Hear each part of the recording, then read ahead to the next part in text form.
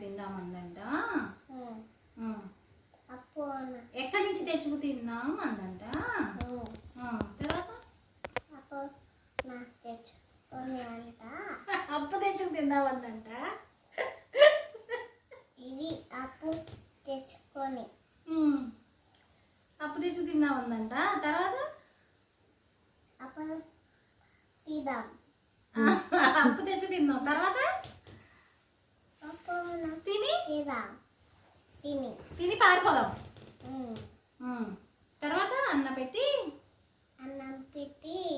ముందు ఆకేసి అన్నం పెట్టి పప్పేసి ఆవకాయ వేసి ఆయేసి బాగా కలిపి సాంబార్ వేసి